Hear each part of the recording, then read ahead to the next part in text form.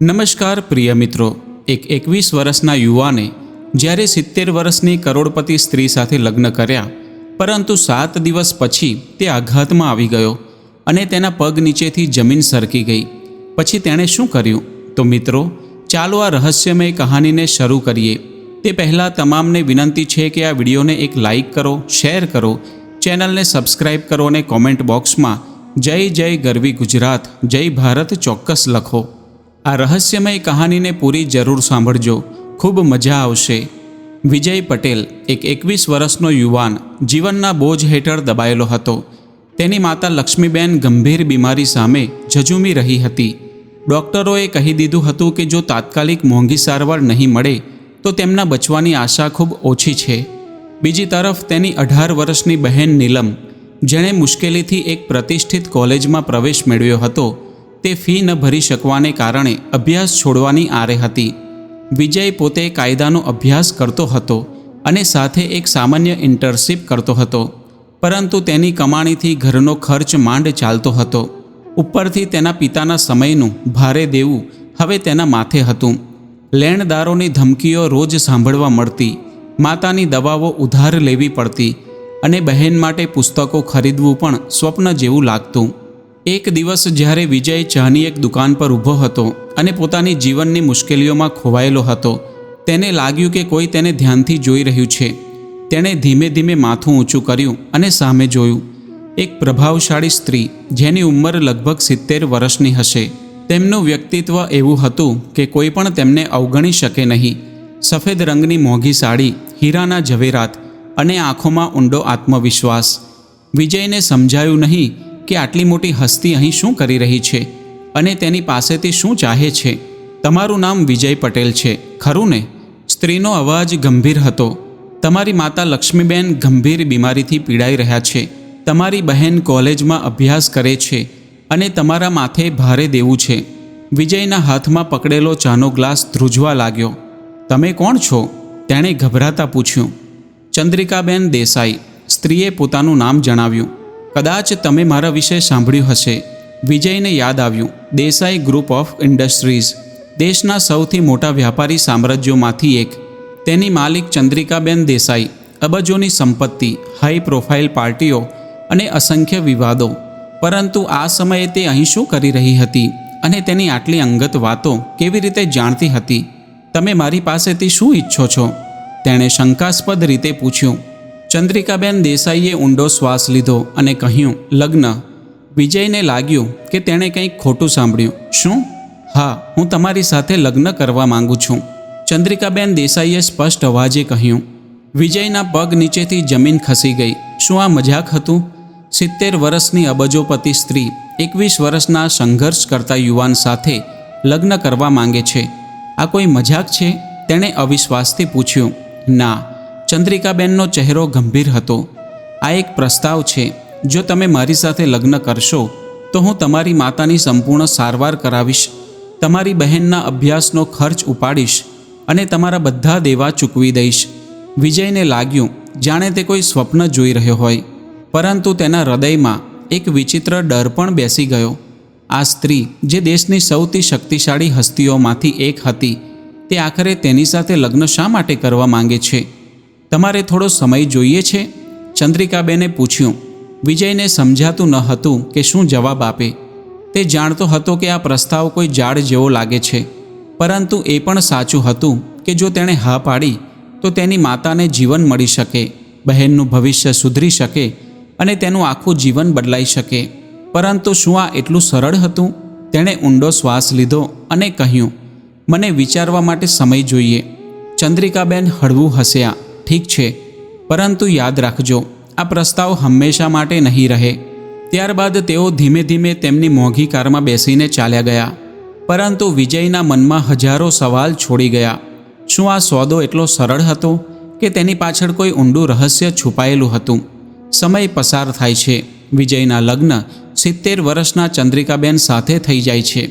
વિજયને હજુ પણ વિશ્વાસ નહોતો આવતો કે તેના લગ્ન 70 વર્ષની કરોડપતિ સ્ત્રી ચંદ્રિકાબેન દેસાઈ સાથે થઈ ગયા છે. બધું એટલું ઝડપથી થયું કે તેને સમજવાનો મોકો જ ન મળ્યો.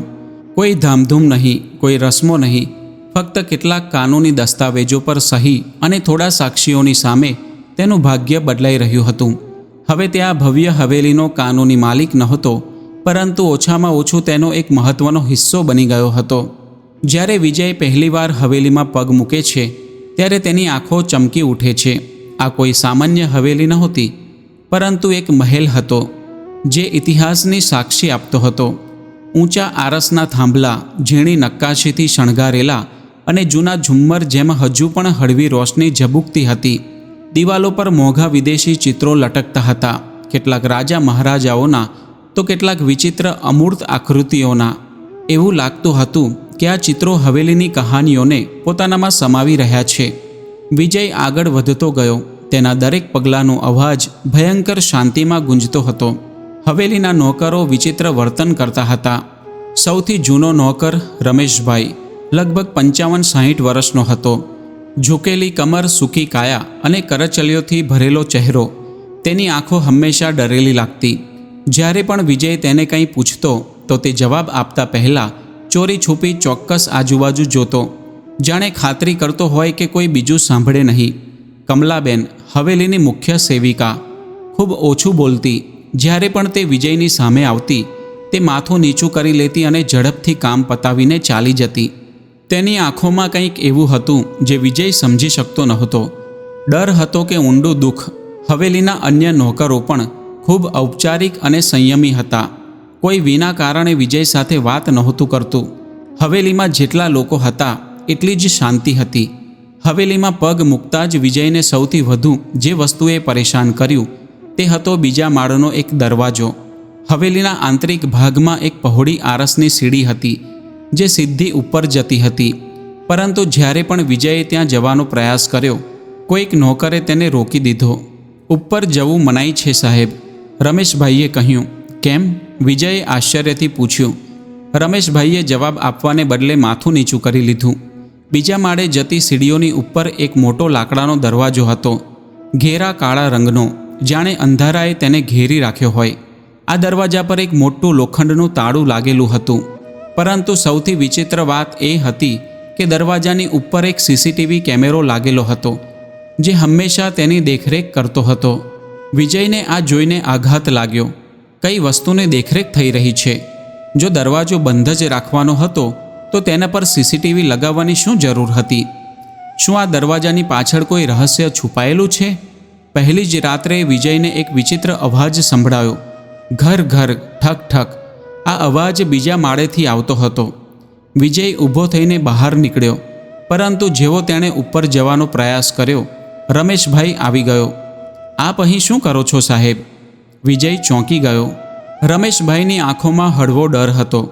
રાત્રે અહીં નીકળવું નહીં, તેણે કહ્યું અને ધીમે ધીમે પાછો ચાલ્યો ગયો. પરંતુ વિજયને તે રાતે ઊંઘ ન આવી. તે જાણવા માંગતો હતો કે બીજા માળના તે બંધ દરવાજાની પાછળ શું છે. ધીમે ધીમે વિજયને ખબર પડી કે આ હવેલી અગાઉ રાજેન્દ્ર દેસાઈ નામના એક કરોડપતિ વેપારીની હતી, જે 15 વર્ષ પહેલાં એક રહસ્યમય અકસ્માતમાં મૃત્યુ પામ્યા હતા. કહેવાતું હતું કે તેમનું મૃત્યુ આ જ હવેલીમાં થયું હતું, પરંતુ તેમની લાશ ક્યારેય મળી નહોતી. શું ચંદ્રિકાબેન આ વિશે કંઈક જાણે છે? શું રાજેન્દ્ર દેસાઈનું મૃત્યુ કોઈ અકસ્માત નહોતું, પરંતુ એક ષડયંત્ર હતું? જેમ જેમ દિવસો પસાર થતા ગયા, વિજયને અહેસાસ થઈ રહ્યો હતો કે તે એક એવા ઉખાણામાં ફસાઈ ગયો છે જેનો ઉકેલ શોધવો સરળ નથી. હવેલીની દિવાલો કંઈક છુપાવી રહી હતી, પરંતુ સવાલ એ હતો, આખરે તે રહસ્ય શું હતું? રાતનો ત્રીજો પ્રહર હતો. હવેલીના વિશાળ ઝુંબળની રોશની મંદ પડી ગઈ હતી. બહાર તેજ હવાઓ ઝાડોને હલાવી રહી હતી, જાણે કોઈ ઊંડું રહસ્ય ગણગણતી હોય. હવેલીની અંદર એક વિચિત્ર શાંતિ હતી, પરંતુ વિજયના હૃદયમાં તોફાન ઉઠી રહ્યું હતું. તેને હમણાં જ ખબર પડી હતી કે ચંદ્રિકાબેન તેનાથી કોઈ મોટું સત્ય છુપાવી રહ્યા છે. તે હજુ જાણતો નહોતો, પરંતુ જ્યારે સત્ય સામે આવશે ત્યારે ખૂબ મોડું થઈ ગયું હશે. વિજયનું મન ચક્કર ખાઈ ગયું. આ કયું સત્ય હતું જેનાથી તેને અજાણ રાખવામાં આવી રહ્યો હતો? તે પથારીમાં સૂવાનો પ્રયાસ કરવા લાગ્યો, પરંતુ બેચેની તેની અંદર ઉફાણ મારી રહી હતી, જાણે કોઈ અદૃશ્ય શક્તિ તેને બોલાવી રહી હોય. હવેલીના અંધારા ગલિયારાઓમાં, જૂના લાકડાના ફર્શ પર ફેલાયેલા રહસ્યોમાં અને તે બંધ દરવાજાની પાછળ જે હંમેશા તાળું મારેલો રહેતો હતો, પરંતુ આ સમયે તેની જિજ્ઞાસા ચંદ્રિકાબેનની ઓફિસ સુધી મર્યાદિત હતી. જ્યારે હવેલીના નોકરો ગાઢ નિંદ્રામાં હતા, વિજય પથારીમાંથી ઊભો થયો. તેણે ધીમે ધીમે પોતાના ઓરડાનો દરવાજો ખોલ્યો અને બહાર ડોકિયું કર્યું. ચારે તરફ સન્નાટો હતો. ધીમે ધીમે તે ચંદ્રિકાબેનની ખાનગી ઓફિસ તરફ આગળ વધ્યો. તેમનું સ્ટડી રૂમ હવેલીના પશ્ચિમ ભાગમાં હતું, જ્યાં જૂની લાકડાની અલમારીઓ દિવાલો સાથે ટકેલી હતી અને એક મોટું મહોગનીનું ટેબલ વચ્ચે રાખેલું હતું. વિજયે દરવાજા પર હાથ મૂક્યો. તે ખુલ્લો હતો. તે ધીમે ધીમે અંદર ગયો. ઓરડામાં હળવી રોશની બળતી હતી. અલમારીઓમાં ઢગલો ફાઇલો સજાવેલી હતી, જેના પર મોટા અક્ષરોમાં બિઝનેસ ડીલ્સ અને ખાનગી કોન્ટ્રાક્ટના નામ લખેલા હતા. પરંતુ તેની નજર સીધી ટેબલ પર પડી. ત્યાં કેટલાક જૂના દસ્તાવેજો અને એક જાડું લિફાફું રાખેલું હતું. તેનું હૃદય ઝડપથી ધડકવા લાગ્યું. તેણે ધ્રુજતા હાથે લિફાફું ખોલ્યું. અંદરથી કેટલીક જૂની તસવીરો નીકળી. આ તસવીરોમાં બે વ્યક્તિ ઊભા હતા. એક તેના પિતા હર્ષદભાઈ પટેલ અને બીજા રાજેન્દ્ર દેસાઈ. વિજયની આંખો તસવીરો પર ગળી ગઈ. પપ્પા અને રાજેન્દ્ર દેસાઈ? તેણે પોતાની જાતને ગણગણ્યું. પરંતુ રાજેન્દ્ર દેસાઈના ચહેરા પર એક વિચિત્ર ગભરાટ હતો. પછી તેણે તસવીરો સાથે રાખેલા પત્રો ઉપાડ્યા. આ પત્રો રાજેન્દ્ર દેસાઈએ લખેલા હતા. પહેલા પત્રમાં લખ્યું હતું, ચંદ્રિકા, તે મારું જીવન બરબાદ કરી દીધું. તે મારા પૈસા હડપ કર્યા. મારો વ્યાપાર નષ્ટ કરી દીધો. હું તારા પર ભરોસો કરતો હતો, પરંતુ તે મને દગો આપ્યો. તારા કારણે મારી પત્ની અને પુત્ર મારાથી દૂર થઈ ગયા. એક દિવસ તને તારા કરેલાની સજા ચોક્કસ મળશે. બીજા પત્રમાં લખ્યું હતું, જો કાલે સવારે હું જીવતો ન હોઉં તો તેનો જવાબદાર બીજું કોઈ નહીં, ફક્ત ચંદ્રિકા હશે. તેણે મને મારી કંપનીમાંથી બહાર કાઢી નાખ્યો. તેણે મારા સૌથી નજીકના મિત્ર હર્ષદભાઈને મારી સામે ઉશ્કેર્યા. અને હવે મારી પાસે કોઈ રસ્તો બચ્યો નથી. વિજયનું માથું ચક્કર ખાવા લાગ્યું. શું? તેણે ઉતાવળે બીજા પત્રો ઉથલાવવા માંડ્યા. એક ત્રીજા કાગળમાં સ્પષ્ટ લખ્યું હતું કે રાજેન્દ્ર દેસાઈએ પોતાના બંગલામાં આત્મહત્યા કરી હતી. આ સાચું ન હોઈ શકે. વિજયનું ગળું સુકાઈ ગયું. ત્યાં જ તેને પોતાની પાછળ એક હલચલ લાગી. વિજયે ધીમે ધીમે માથું ફેરવ્યું. દરવાજા પર ચંદ્રિકાબેન ઊભા હતા. તેમની આંખોમાં ન તો ગુસ્સો હતો, ન તો ગભરાટ, પરંતુ તેમના ચહેરા પર એક રહસ્યમય શાંતિ હતી. તો તે આખરે જોઈ જ લીધું. તેમણે કહ્યું. તેમનો અવાજ નરમ હતો, પરંતુ તેમાં એક ઠંડક હતી, જેણે વિજયની રીઢમાં સિંચણ ભરી દીધી. વિજય ગુસ્સામાં ધ્રુજતા બોલ્યો, તો આ લગ્ન ફક્ત એક સોદો નહોતો, આ બદલો હતો. ચંદ્રિકાબેન હસ્યા. બિલકુલ, પરંતુ મારા પિતાએ આવું કંઈ નહીં કર્યું હોય. વિજયે બૂમો પાડીને કહ્યું. ચંદ્રિકાબેને ઊંડો શ્વાસ લીધો અને ધીમે ધીમે આગળ વધ્યા. સત્યનો સામનો કરવો સરળ નથી વિજય. તેમણે કહ્યું, તારા પિતાએ મારા પતિને બરબાદ કરી દીધા હતા. તેમણે રાજેન્દ્રને આત્મહત્યા કરવા મજબૂર કર્યા. જુઠ્ઠું. મારા પિતા ક્યારેય આવું ન કરી શકે. ચંદ્રિકાબેને તેની આંખોમાં સીધું જોયું. બિલકુલ એવું જ, જેવું તું વિચારે છે કે હું નિર્દોષ નથી. તો પછી સત્ય શું છે? વિજયે ગુસ્સામાં કહ્યું. સત્ય શું છે? ચંદ્રિકાબેને ધીમેથી કહ્યું. રાજેન્દ્રએ આત્મહત્યા નહોતી કરી, તેની હત્યા કરવામાં આવી હતી. વિજય સ્તબ્ધ થઈ ગયો. શું એટલે? અને તેના મૃત્યુનું અસલી કારણ ફક્ત હું જ નહોતી, તારા પિતા પણ હતા. હવેલીનો બંધ દરવાજો. વિજયનું માથું ચક્કર ખાવા લાગ્યું. આનો પુરાવો ક્યાં છે? ચંદ્રિકાબેને એક ક્ષણ વિચાર્યું, પછી ધીમે ધીમે કહ્યું. હવેલીના બીજા માળે જે દરવાજો બંધ છે, તેની પાછળ જે છુપાયેલું છે તે તને સત્ય બતાવી શકે છે. વિજયના રૂંવાટા ઊભા થઈ ગયા. તે દરવાજો, જે હંમેશા સીસીટીવી કેમેરો નજર રાખતો હતો, ત્યાં કયું સત્ય છુપાયેલું હતું? વિજય હવે ફક્ત એક મોહરું નહોતો રહી શકતો. હવેલીના રહસ્યો અને ચંદ્રિકાબેનના ભૂતકાળે તેને સંપૂર્ણપણે હચમચાવી દીધો હતો. તેને સમજાઈ ગયું હતું કે આ ફક્ત લગ્નની રમત નહોતી, પરંતુ તેની પાછળ એક ઊંડું ષડયંત્ર, લાલચ અને બદલાની કહાની હતી. પરંતુ તે એકલો કંઈ ન કરી શકે. તેથી તેણે પોતાના સૌથી નજીકના મિત્ર અર્જુન રાઠોડ પાસે મદદ માંગી. અર્જુન એક તપાસી પત્રકાર હતો, જેણે અનેક મોટા ગોટાળાઓનો પર્દાફાશ કર્યો હતો. તને પુરાવા જોઈએ છે? અર્જુને ગંભીરતાથી કહ્યું. હા, અને તે પણ નક્કર પુરાવા. ફક્ત હવેલીની રહસ્યમય વાતો નહીં, પરંતુ એવા સાચા પુરાવા જેનાથી ચંદ્રિકાબેનને કાયદાના કઠઘરે ઊભા કરી શકાય. વિજયનો અવાજ દ્રઢ હતો. વિજય અને અર્જુને ચંદ્રિકાબેનના બિઝનેસ રેકોર્ડ્સ, બેંક ટ્રાન્ઝેક્શન્સ, કાનૂની દસ્તાવેજો અને હવેલીના જૂના નોકરો સાથે વાતચીત શરૂ કરી. તેમને ઝડપથી ખબર પડી કે ચંદ્રિકાબેન ફક્ત બદલો લેનારી સ્ત્રી નહોતી, તેઓ એક માફિયા ક્વીન હતી, જેમનું કાળું સામ્રાજ્ય દેશના અનેક ભાગોમાં ફેલાયેલું હતું. બેંક ટ્રાન્ઝેક્શનમાં, અજાણ્યા ખાતાઓમાં કરોડો રૂપિયાનું લેવડ દેવડ, 2 જૂના કર્મચારીઓ રહસ્યમય રીતે ગાયબ થઈ ગયા હતા અને હવેલીના નોકરો અને ગાર્ડ્સ વચ્ચે ગણગણાટ. પરંતુ સૌથી મોટો ખુલાસો ત્યારે થયો જ્યારે વિજયને હવેલીના બીજા માળે આવેલા બંધ ઓરડાની એક જૂની ચાવી મળી.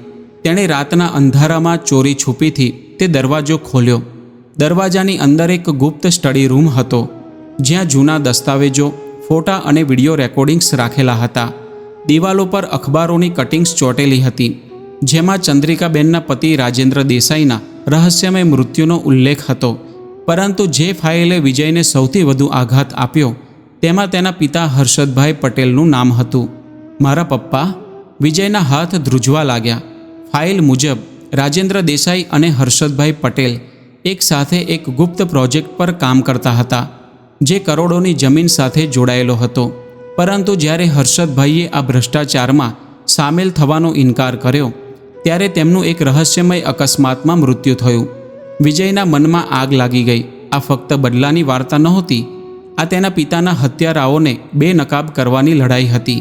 હવે વિજય અને અર્જુને પુરાવા એકઠા કરી લીધા હતા. તેઓ સીધા પોલીસ કમિશનર પાસે ગયા અને બધી માહિતી આપી. કમિશનરે શરૂઆતમાં ખચકાટ બતાવ્યો, પરંતુ જ્યારે તેમણે હવેલીના ગુપ્ત ઓરડામાંથી મળેલા દસ્તાવેજો જોયા, ત્યારે તેમને મામલો સમજાઈ ગયો.